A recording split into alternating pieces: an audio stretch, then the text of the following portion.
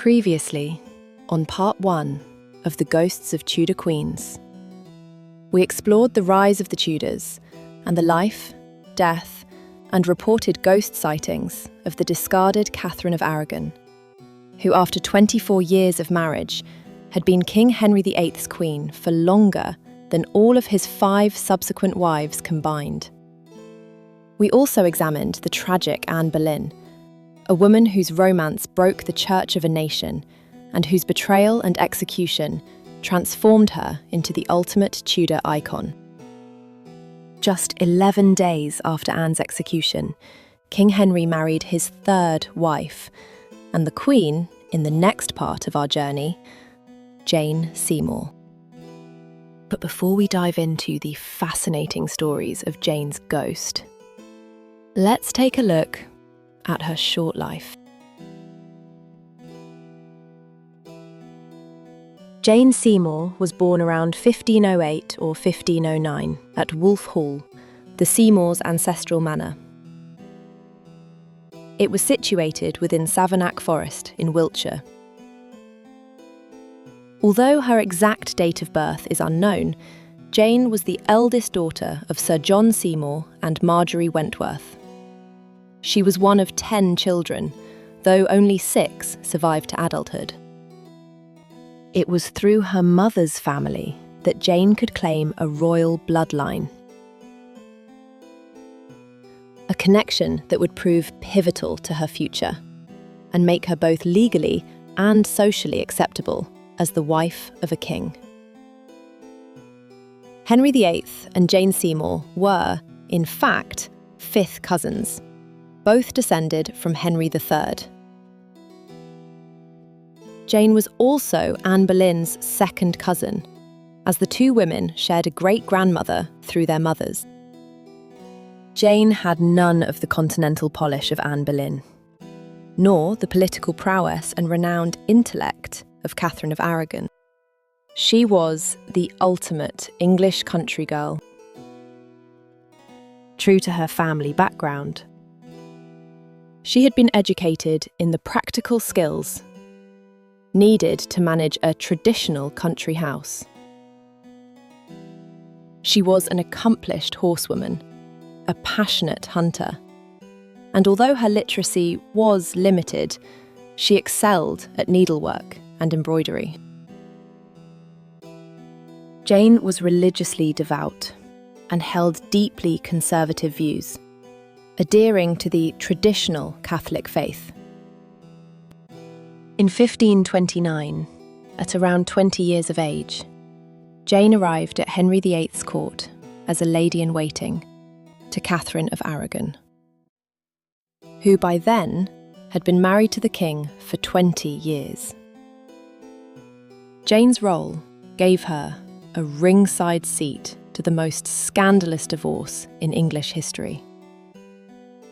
She witnessed the heartbreak of her mistress, who, despite 2 decades of love, loyalty, and political triumphs, was cast aside by her husband on his desperate quest for a male heir.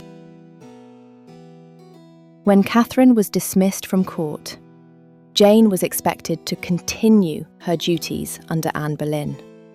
So finding herself not only obeying the orders of her mistress's replacement, but, as a devout Catholic, catering to the very woman who had been the cause of her country's shocking break from Rome.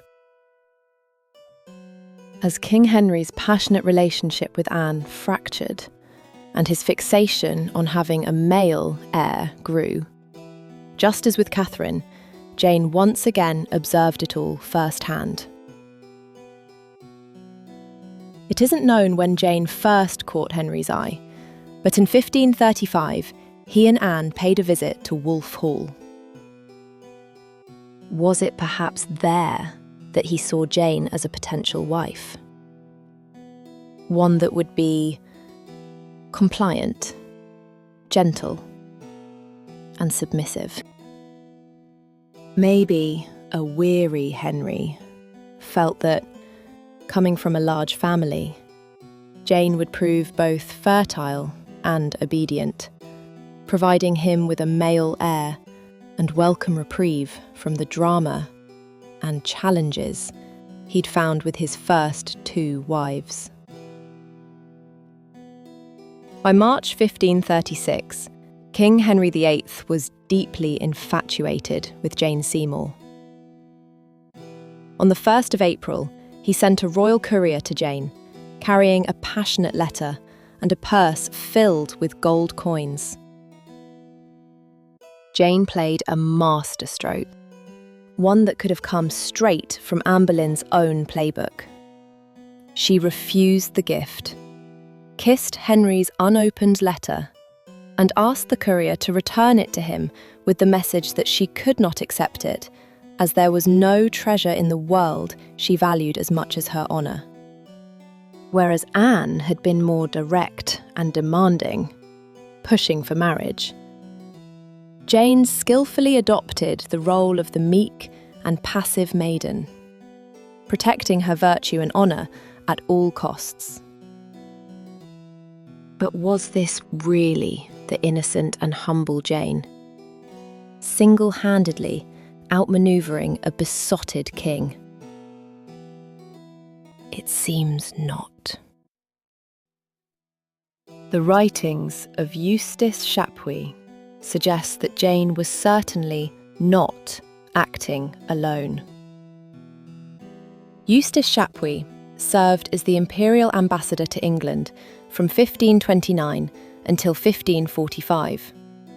His vast collection of diplomatic letters and reports provides one of the most detailed surviving accounts of Henry VIII's reign, and, for historians, effectively pulls back the curtain on the Tudor court.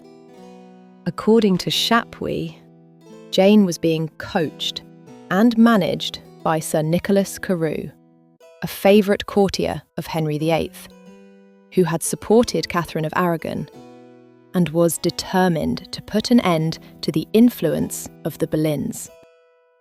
Sir Nicholas was said to have been assisted by Jane's ambitious brothers, Edward and Thomas Seymour, with all 3 directing how Jane should act, and planning a strategy designed to manipulate Henry's frustrations and destroy Anne Boleyn. As she awaited trial, accused of treason, adultery, and incest, Sir Nicholas Carew loaned Henry and Jane the use of his family seat, Beddington Park, allowing them to avoid prying eyes and gossip.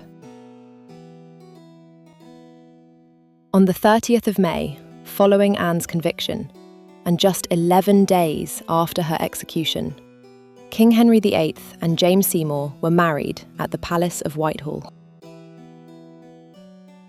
Upon taking the throne, Jane immediately tossed out Anne Boleyn's continental and French influences on the court. Anne had worn French-style hoods and gowns lined with furs and silks, and had allowed her ladies-in-waiting to wear Paris fashions, listen to French music, and play card games. Jane issued strict rules, banning French dress entirely, and insisting her staff all wore traditional attire. Jane herself wore gowns with more modest necklines, and the heavier and box-shaped English gable hood. It was a visual symbol of matronly virtue, piety, and English patriotism. Jane also replaced game playing with embroidery and tapestry weaving. The strong message behind all of this was that Jane was the ideal medieval English queen, offering her husband respect and obedience, and none of the instability and challenge to tradition that Anne Boleyn had brought. In a marked contrast to both Catherine and Anne, Jane kept well away from politics, only straying into this domain once. Shortly after their marriage, when his subjects protested his closure of religious houses, Jane begged King Henry to restore the abbeys, but in a chilling warning that must have made Jane's blood run cold. Henry told her not to interfere in his affairs and reminded her what had become of the last queen who had tried this. The pressure on Jane to provide King Henry with a son would undoubtedly have been crushing. It must have been an immense relief to her when in the spring of 1537 she discovered that she was pregnant. In the following October, after a healthy and uneventful pregnancy, Jane endured a grueling labour that lasted an agonising 3 nights. But finally, in the early hours of the 12th of October, 1537, Prince Edward was born. Jane had delivered her husband's greatest wish, a son and heir. King Henry was overjoyed.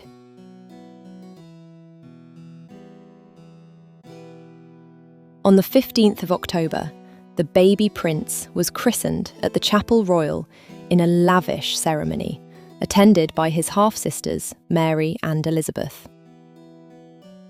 At first, Jane appeared to recover well from the arduous ordeal of the birth. But she was then overcome by fever and died on the 24th of October. It was thought that Jane had contracted a postnatal infection believed to be caused by substandard hygiene during the birth. Jane's body lay in state in the Chapel Royal of Hampton Court until she was transferred to St George's Chapel, Windsor, where she was laid to rest. King Henry VIII was overwhelmed with grief at the loss of his wife. He withdrew from court and dressed in black for 3 months. It would be over 2 years before he married again.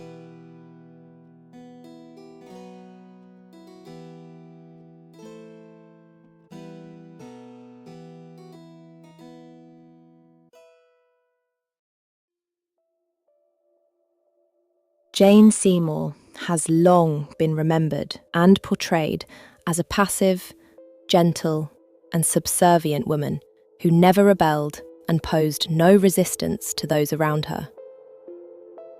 The stories most often told about her ghost fit that image perfectly.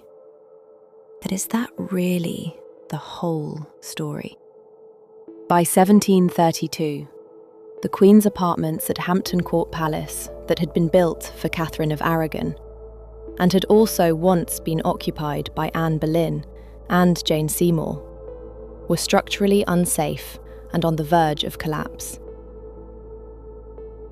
King George II ordered that they be rebuilt as part of a suite of lodgings for his 11-year-old son, Prince William Augustus, who, despite his young age, was already the Duke of Cumberland. The King commissioned architect William Kent for the job, who set about demolishing and rebuilding the exterior wall facing the astronomical clock tower. Only the back walls of the apartment and the back staircase were preserved. The same staircase now known as the Silver Stick staircase, and once used by Tudor royal attendants when it was referred to as the Page's Stair. The new rooms, known as the Cumberland Suite, were fully completed by 1737. But the Duke's stay in his apartments proved brief. After the King banished the Duke's older brother Frederick from the court, the entire royal family ceased using Hampton Court Palace as a residence altogether. When King George III succeeded to the throne in 1760, and having abandoned the palace as a royal home entirely, he formalised a grace and favour system which divided the huge rooms into private residential suites, with smaller dining areas, bedrooms and servants' quarters, all designed and added to fit Georgian household requirements. These were granted rent-free to members of the aristocracy, or retired or widows of diplomats. loyal courtiers, and military leaders who had served the monarch and their country. The carved-up footprint of Jane Seymour's old rooms, the place where she had given birth to Prince Edward and drawn her final breath, became apartment 33. Still retaining the original and beautiful stone fireplace, carved with the badges of Cardinal Wolsey, the creator of the palace. After residents moved into the apartments, reports began to emerge of sightings of a ghostly woman, said to be Jane Seymour, wearing a white dress or nightgown and carrying a thin lit candle, a sad expression on her face. She was described as descending the silver stick staircase, crossing the gallery, and sometimes walking out along the cobblestones of the clock tower, where the figure was said to just vanish. It is this account of Jane's ghost that appears today in books, on websites, and during paranormal tours. A sad, ghostly figure who quietly traces this route. But interestingly, it is claimed only once a year. October the 12th, the date of Prince Edward's birth. It's a haunting image, but look a little deeper into the earliest accounts from the people who actually lived in these apartments, and a very different picture emerges. Rather than an unobtrusive figure who quietly follows the same path once each year, they describe an apparition that was active, disruptive, and, at times, deeply unsettling. On the 20th of September, 1893, the Hull Daily Mail reported that a resident of the palace had got in touch to say that Jane Seymour's ghost was one of the palace's most active and restless, and that the sound of her voice was heard so often it was now well known to the living. The contact complained that Jane's ghost had a habit of standing by beds and pulling the pillows out from under the heads of sleeping residents and their servants. They were awakened by strange noises and nightly visits. Doors were repeatedly unlocked by unseen hands. Figures were seen to glide through walls. Sudden drafts blew out candles in closed rooms. Heavy footsteps echoed through empty corridors, and doors were opened and closed by ghostly fingers. In a separate report that same year, it was claimed that residents were at their wits' end, hemorrhaging staff. The ghostly activity had grown so bad that at that time, 2 servants were leaving, but a total of 10 had already gone, with others threatening to follow if the terrifying activity didn't stop. In January 1895, an unnamed writer stayed overnight in the area of the palace where Jane's ghost had been reported. Documenting her experience for the Waterford Press, she admitted she was disappointed not to see any ghostly figures that night, but noted a few unexplained occurrences of her own. Strange sounds came from the empty room next door. Something tried her door, then knocked on a few occasions, but when she answered, there was nobody there. She watched one door slowly shut itself when there was no wind and nobody present. On a couple of occasions, when walking up the oak staircase, she felt footsteps following her. Though it isn't clear whether this was the same oak staircase, now known as the Silver Stick staircase, where Jane's ghost has been seen. The reporter was told that in the 2 months before her stay, no less than 3 ghosts had been seen in one room and 2 in another. These included a sighting by a 12-year-old girl who was woken in the night by her name being called twice. She watched as a ghostly woman glided through a wall and around the room. The girl claimed the figure had lit up the darkened room. She was so terrified that she hid her face in her bedclothes until the figure disappeared. These accounts don't sit comfortably with the familiar story of Jane's annual October appearance.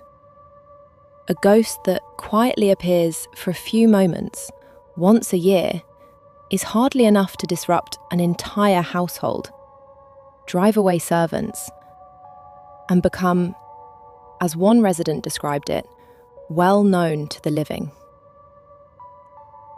The residential use of the Cumberland lodgings continued for nearly 2 centuries, finally ceasing around 1950. Today, while much of William Kent's Cumberland Suite has been restored and open to the public as the Cumberland Art Gallery, the room once occupied by Queen Jane and renamed Apartment 33 remains closed to daily palace visitors. It still preserves the heritage of Wolsey's magnificent Tudor stone fireplace.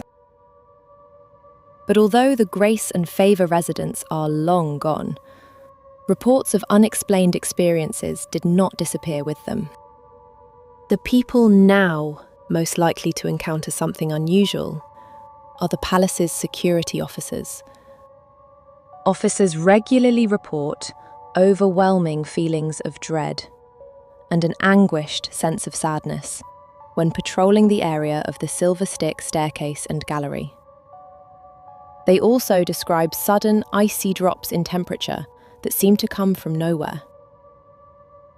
Over the years, many have claimed to see shadowy figures or fleeting glimpses of a white dress passing around a corner. So does Jane's ghost remain at the place where her life was so tragically cut short, floating through bricked-up arches and old Tudor doorways that no longer exist, maybe trapped in a loop of maternal longing, on a never-ending search for her baby son? Or, as some believe, is she heading to the Chapel Royal, seeking absolution for her part in the plot to supplant Anne Boleyn? Whether Hampton Court Palace is truly haunted by the ghost of Jane Seymour, or whether generations of witnesses have unknowingly added new chapters to one of England's oldest ghost stories, one thing seems clear. The parts of the palace Jane knew, and the rooms where she brought new life into the world, and paid with her own, have been divided, altered, and repurposed for almost 3 centuries. But while walls may have disappeared, the unexplained happenings and ghostly activity thought to be down to Jane Seymour really never have.